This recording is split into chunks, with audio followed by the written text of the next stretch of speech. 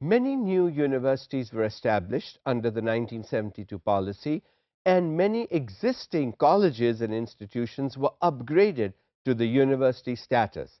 Some of these are the Jamia Islamia Bhavalpur, the Agriculture College Tandojam, NED College Karachi, and Jamshoro Engineering College. Again, we see that the heavy focus of these upgradations were in the Sindh province, with one being in the Punjab, southern part of it.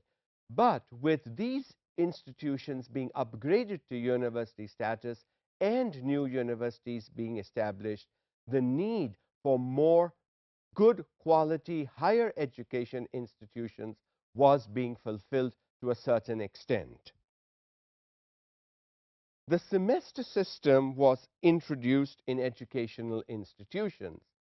Before this, it was the annual system.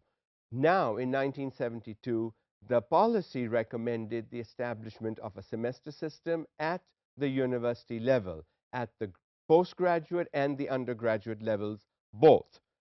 In this semester system, 75% marks were reserved for external and 25% marks for internal examinations.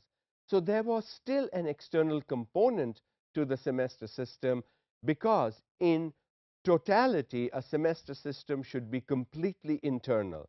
So they only gave 25% internal and 75% external.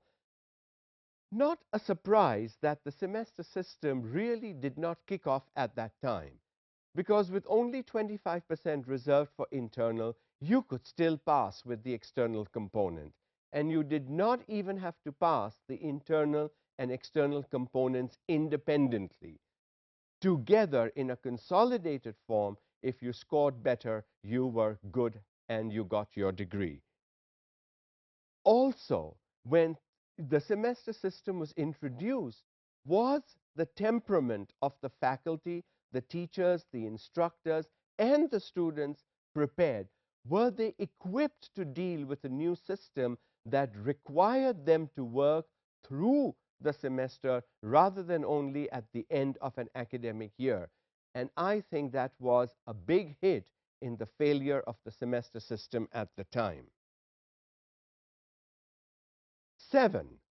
Compulsory military training was created, and it brought about a passion in young minds and in young hearts and souls for service to the country, and it was a step towards increasing the defense capability of the nation.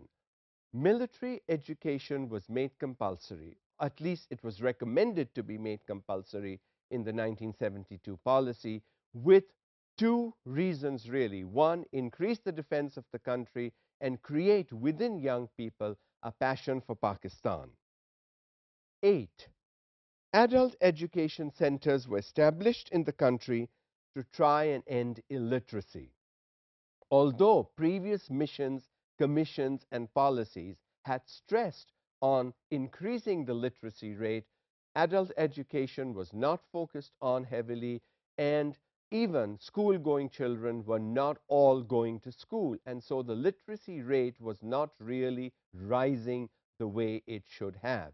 And again, in the 1972 policy, we see a focus, a concentration on adult education, because even these policymakers saw the need to increase and improve the rate of literacy in the country.